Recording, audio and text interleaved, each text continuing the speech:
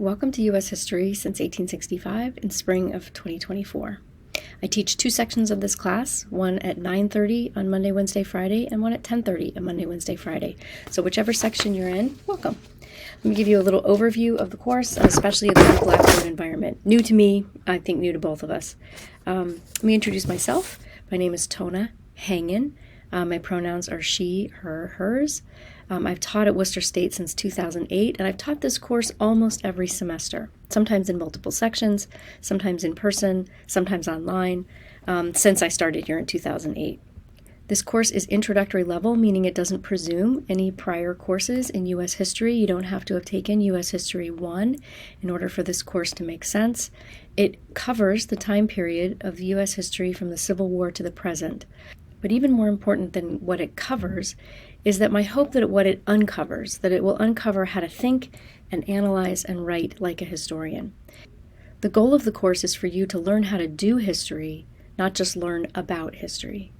Let's take a tour of the Blackboard environment. We're all adjusting to using Blackboard Ultra for the first time. It will take some getting used to, so be patient with me and with yourselves as we navigate this new environment together. The navigation bar across the top shows the different tabs of the course. The one we're not using is groups. Now, I can't hide the ones that we're not using. In the old Blackboard environment, I used to be able to hide ones that we weren't using. But I'm just alerting you that groups, you can ignore it, we're not using it. The ones that we are using a little bit are calendar.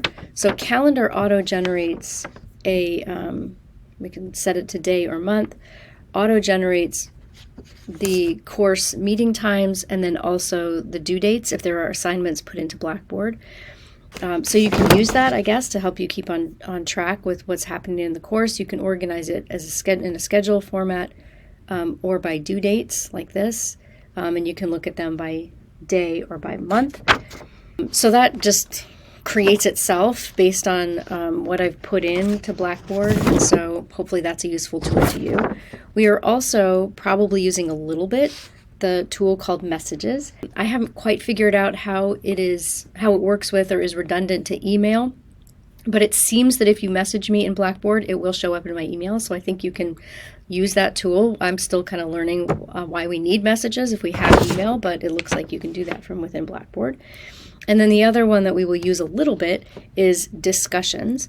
Discussion forums, we will have an open question and answer forum that's ungraded, that's there throughout the whole semester. So if you have questions that you think might apply to other people taking the course, you can put them into questions and answers, and I'll respond to them, or your peers can respond. We're also doing a discussion forum at the beginning of the semester called the Hello Forum as just a way to introduce yourselves to each other. So you should take care of that during what I'm calling Welcome Week, which is the add drop period. So those are the ones that we're sort of using: calendar, messages, and discussions. The ones we're definitely using are announcements, gradebook, and content. So let me go through each of those. Announcements is where I will put any announcements related to the course news, or any updates that you need to know. So check that announcements tab. I think any new announcement will also appear as a pop-up when you first open the course after I've posted an announcement. You can use Gradebook. Gradebook shows the assignments and other elements of your grade that I've put into Gradebook. The overall grade will keep a tally of your graded work and will show you your current grade out of the 100-point grade scale for the course. The most important part of the Blackboard environment is content. In the old Blackboard environment, I used to be able to sort content and put it in different places, create content areas, but now it's all in one place. So whether you love that or hate that, this is where to look for everything related to the course. It's all under content. So let me walk you through what I've placed under the content tab. Within the content tab, the course material will be organized into folders. There's a Getting Started folder that has the information you need during Welcome Week or during add drop period. There's a permanent folder called Course Basics, and then there will be a folder for each of the 4 course units. The current course unit will be on top. The future ones are hidden. Once a unit has passed, that folder will move to the bottom of the list. Lower down in the content, if you scroll down, you'll see 3 resource modules that are ungraded modules, but they're very important. I will expect you to know and use what's in these modules throughout the course. I've also noticed that as I add discussion forums, the discussion forums also appear at the bottom of the content pane. So if you scroll all the way down, you'll see the discussion forums that have been posted. There they are. To open any folder, you can either expand it by using the little expand V in the corner, or click on that folder's name. So let's open Getting Started, and that shows you the elements that are inside the Getting Started folder. You can see they're like indented a little tiny bit. To open an item or assignment or document or file or a link, just click on its title. Each assignment has an attached guidelines document that has instructions for completing the assignment. To work your way through the modules, I've turned on the feature called Force Sequence. What this means is that when you go into the module and you click on like the first item in the module, if there are links or videos within that item, you must click on them and watch them or go to the link before you can progress to the next thing in the module. So you can't advance through the module unless you do the stuff that's on each item within the module. So just something to know about how modules work. So let's go back up and talk about the Getting Started folder. This has information, again, that you'll need during the very first week of the course, or as soon as you add into the course if you join after week 1. How to get started, just as like literally how to get started in this course. That would be like the very first thing you should do or go to. You'll take care of 2 assignments in the Getting Started folder. One is a practice paper. Please do this within the first week or within 2 days of adding into the course if you add in after the first week.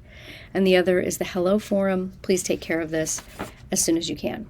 The other thing to do to get started in the course is to begin attending class, and I look forward to seeing you there. Okay, let's close out Getting Started and let's go on to Course Basics. So I'm going to expand that. The syllabus is your guide to everything related to the course. I'll hand out paper copies in class, but it's also digital here if you need to download it or if you prefer a digital version. I encourage you to read the syllabus very carefully and refer to it often. It contains the information about the course, grading, policies and frequently asked questions, and then the details on each of the 4 units that we do throughout the semester. The next item in the Course Basics list is Instructor Information. If you click on that, it takes you to a page of information about me and the kind of historical research that I do and how to get in touch with me and when my office hours are. The next item in the Course Basics folder is the textbook. The textbook is a free, online, open source textbook. We use half of the book, the second half. So if I click into that website, it's at americanyawp.com. If you don't know what a yawp is, it's a joyful and unrestrained yell that emerges out of a sense of freedom and liberation. It comes from poems by the American poet Walt Whitman. We're going to use only chapters 15 through 30 of this book. Let's dive into a chapter and have a look. We'll go to the Capital and Labor chapter. One of the things I like about this textbook is that it's collaboratively written. It contains open source, in other words, copyright free. It contains footnotes, which a lot of history textbooks don't. It has clear citations about where the information has come from, so you can really like trace back, like how do they know this? Where do they get that information? And if I scroll to the bottom of a chapter, it contains a list of original sources from that time period that help us understand that chapter better. Those are called primary sources, and there's usually like 10 of them or so per chapter. And then below those, there is also additional reference material, including recommended reading to learn more about the information in that chapter. The expectation is that you will absorb the material in the textbook on your own. I'll do some lecture in class, but really pretty minimal. You need to do this part for yourself. Plan on spending 2 to 3 hours outside of class for each hour in class, studying and learning the material in the textbook. Let me go back to the table of contents for a moment and point out that the textbook is divided into 2 parts. As I said, it has primary sources for each chapter. Those are also collected together in what's called the primary source reader. So if we click there and go over to it, it looks kind of similar, but it's got a different header. The chapter titles are the same, but if you click on the chapters here, you're only looking at the primary sources. So the chapter text has gone away, and it's really just the documents themselves. So you can kind of toggle between the reader, the collection of sources, this documentary companion, as it's called, or you can go back to the textbook itself. So don't get the textbook and the reader confused. One is authored by historians. The other is original sources from that time period that we're studying. In this course, we use a flipped classroom model. You should prepare ahead of time, and in class, you should expect to use class time to apply what you've learned, to problem solve, to demonstrate knowledge in class, often through group learning activities. Returning to the course basics folder, I've prepared 2 resources that will help you learn the textbook material. One are short video introductions to each of the chapters, starting in chapter 17. I teach an online version of the course as well, and those videos are designed specifically for the online course, but no reason why you can't use them too, so there they are. And then I've also prepared Word document notes guides that can help you, organize your chapter reading. Those can be used anytime, and one of them can be turned in as a written work assignment at some point during the term. You need to complete 4 written work assignments, 1 in each unit. You need to use a different option for each one. So you can't turn in 4 of the same assignment or repeat an assignment more than once. You need to use a different option each time. I've given you 8 different choices in written work, and out of those 8, you're going to choose 4.